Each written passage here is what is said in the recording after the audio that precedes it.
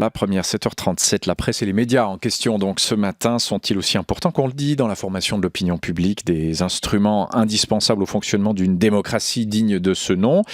À l'heure digitale, et on vient d'en parler, où les individus s'interconnectent plus que jamais sans forcément passer par la case médias, c'est une question qui semble tout à fait pertinente. Des médias qui du coup perdraient leur rôle de filtre, de maturation, de fermentation, qu'on disait essentiel au jeu démocratique. Est-il dès lors si important d'en garantir leur pluralité en Suisse et ailleurs? Pour en parler, le plaisir de recevoir ce matin à nos côtés le président de Médias pour tous, Frédéric Gonzette, c'est vous. Bonjour. Bonjour. Merci beaucoup d'être avec nous jusqu'à 8h. Vous êtes réalisateur de nombreux documentaires, vous êtes aussi journaliste à la base.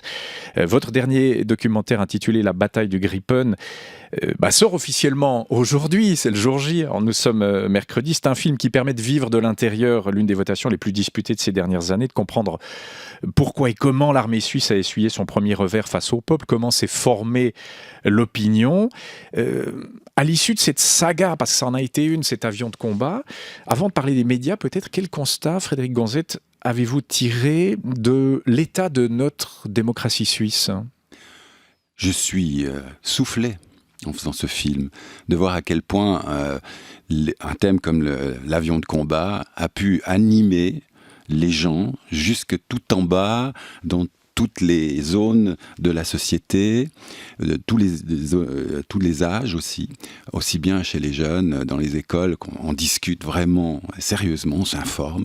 Je suis absolument soufflé par ça. Ça veut dire, si vous êtes soufflé, que selon vous, selon ce que vous en avez perçu, notre démocratie fonctionne très bien, encore? Oui. Ah, bien sûr. Si vous regardez, comparé on a un vrai laboratoire pour le monde entier, avec une démocratie à deux couches, la démocratie parlementaire, et puis la démocratie directe, qui interagissent l'une avec l'autre, et avec un monde médiatique qui est actuellement un des plus denses du monde, un des plus diversifiés. Alors, il y a moins de 2 ans, avec plusieurs cinéastes et plusieurs journalistes, Frédéric Gonzette, vous avez créé Médias pour tous, pour notamment tenter, dans ce monde en pleine mutation, de raffermir le rôle des médias dans la démocratie. Est-ce que ce rôle est aussi essentiel qu'on le dit?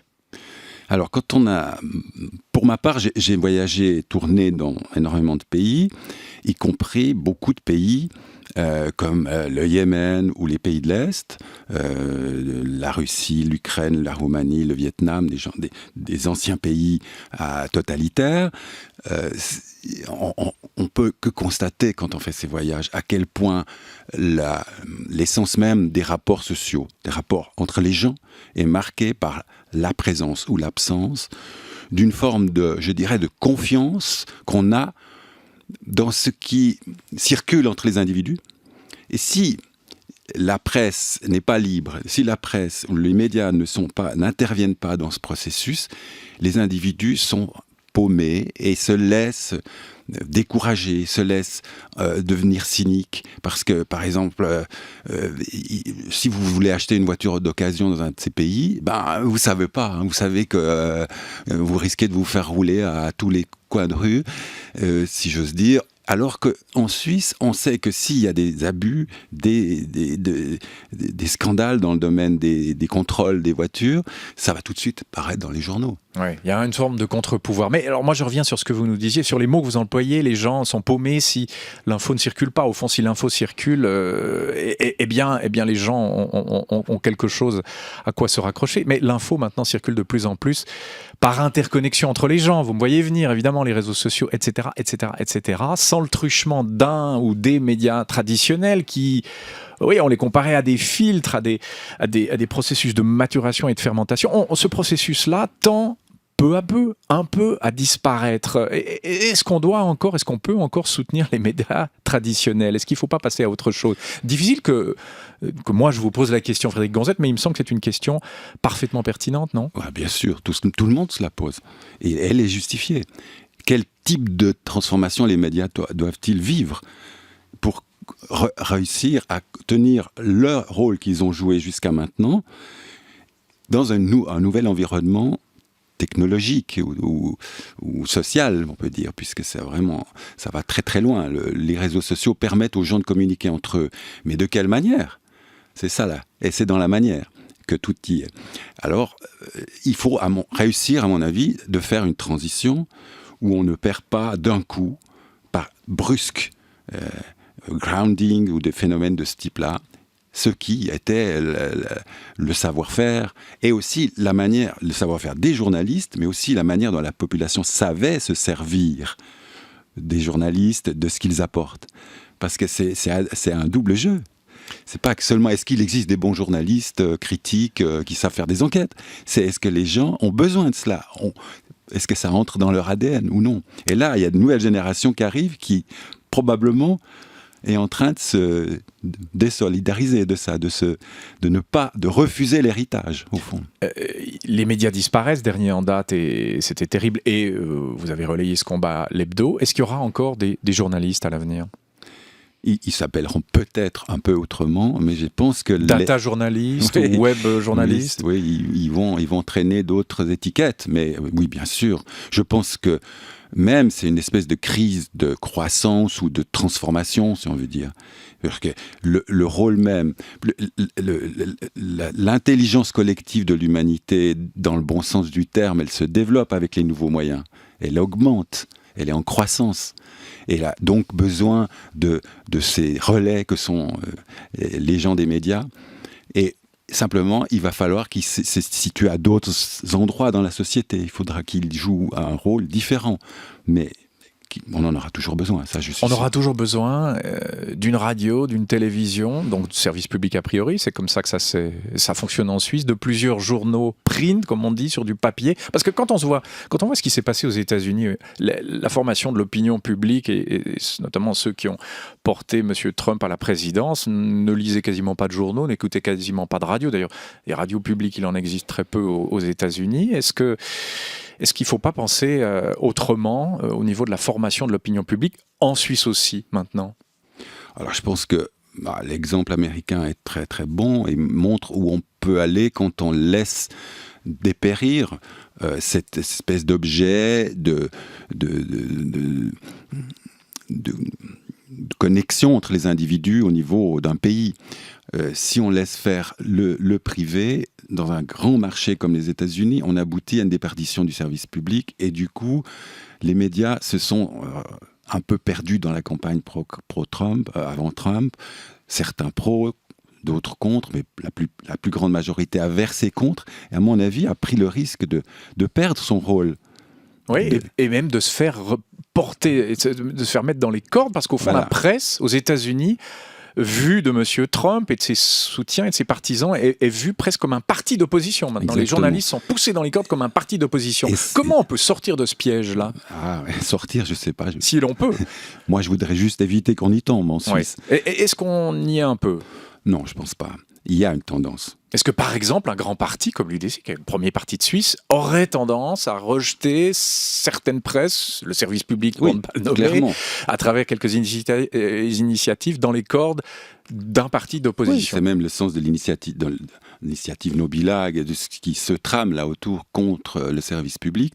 La réaction, évidemment, c'est une tendance extrêmement dangereuse pour la cohésion du pays. C'est évident que, d'ailleurs, moi je constate que les gens autour de l'UDC en Suisse romande sont peu convaincus. La majorité des députés UDC que j'ai pu rencontrer, j'en ai rencontré pas mal, dans le cadre du film sur le Gripen, sont extrêmement inquiets d'une évolution à la Weltwoche ou la Basler Zeitung, qui sont devenus, autrefois étaient des organes beaucoup plus journalistiques, neutres, et sont devenus partisans.